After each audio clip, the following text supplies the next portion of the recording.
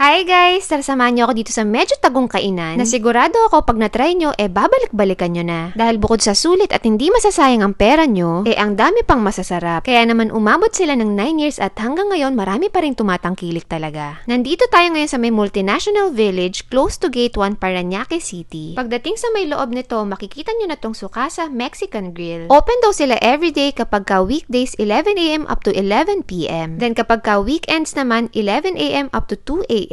Ito yung menu nila guys, marami rin kayong pwedeng pagpilian dito. Even sa drinks, marami rin kayong choices, pakipost na lang kung interesado.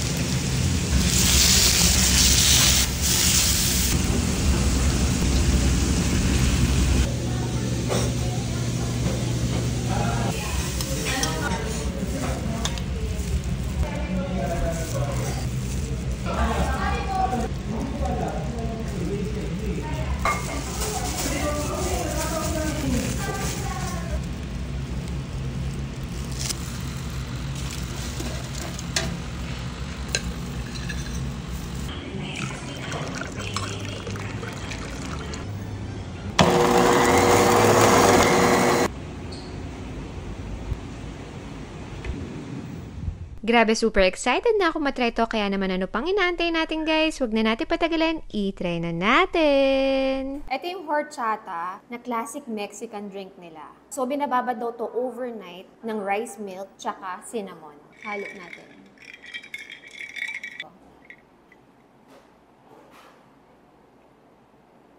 Oh, ang refreshing ng lasa niya.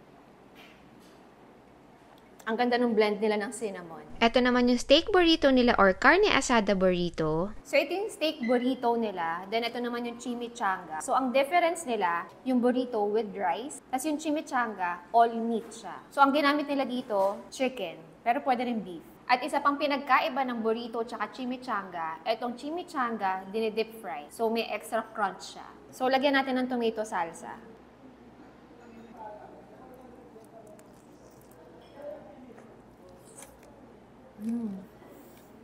Oh, wow.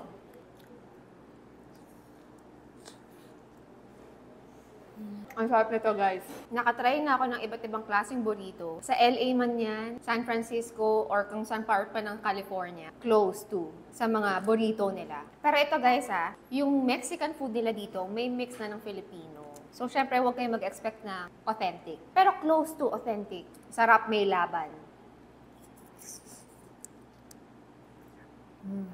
So, ito yung chimichanga nila.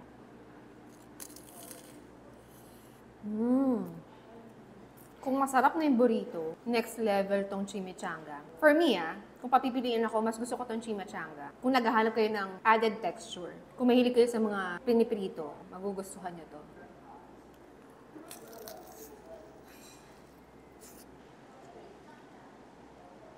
Lagyan din natin ng tomato salsa.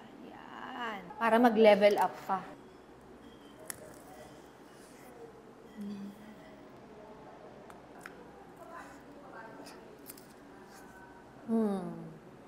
Grabe guys, yung sarap niya. Nakaka-speechless. Mahirap mag-stop kumagat. Hindi mo mapipigilan dahil kasi sa unang bite mo pa lang, malalasahan mo na yung sarap niya. No joke. Para tuloy ako nasa California ngayon. So, ito naman yung beef birria nila. Ang dami rin nilalagay na laman in fairness.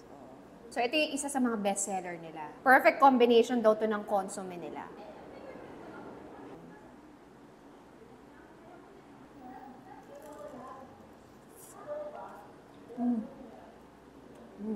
Ang savory ng lasa niya. At ang sarap ng consomme nila. Bagay na bagay talaga dito. Hindi ako mahilig sa cilantro, pero dito, kaya ko siyang kainin.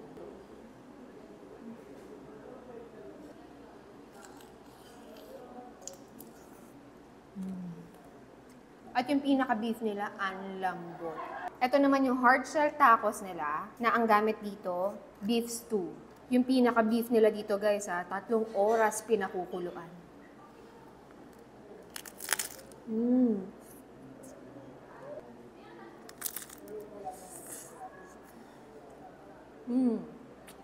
Ang ganda ng combination ng pagka-fresh ng gulay, ng cheese, tsaka yung pinakalasa ng beef stew.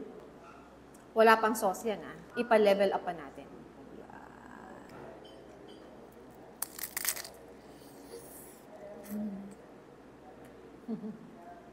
Good find to guys. Solid na Mexican food.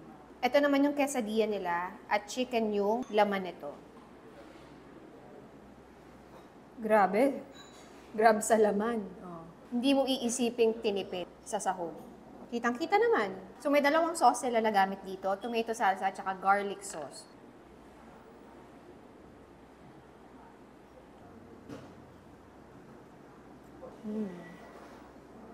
Strong yung garlic niya. Tsaka lasa mo yung pagka-cheesy niya. Hindi tinipid sa cheese.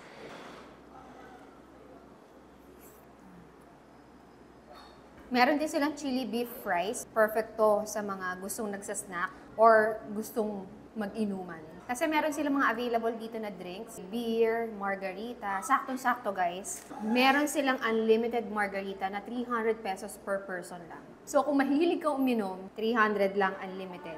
So itong shrimp fajitas nila guys, merong kasamang ganitong tortilla. So nasa sa inyo, pwedeng ipalaman yan dito. Since Filipino-Mexican naman to, kaya meron na rin silang in-incorporate na sisig. Okay na mga pampulutan. Perfect na meron silang unlimited margarita. Ito yung classic guys. Pero pag gusto niyo naman ng blended, kagaya nito, yung frozen na, additional order na. Hindi siya kasama sa unlimited.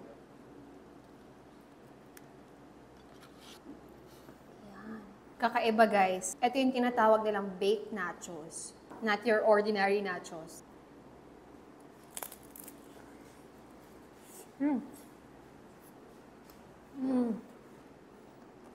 Panalo to. Ang sarap. Napaka-cheesy. Siguro dahil sinerve din kasi na mainit. Tsaka ang daming laman Meaty pa. Yan. 2, 3.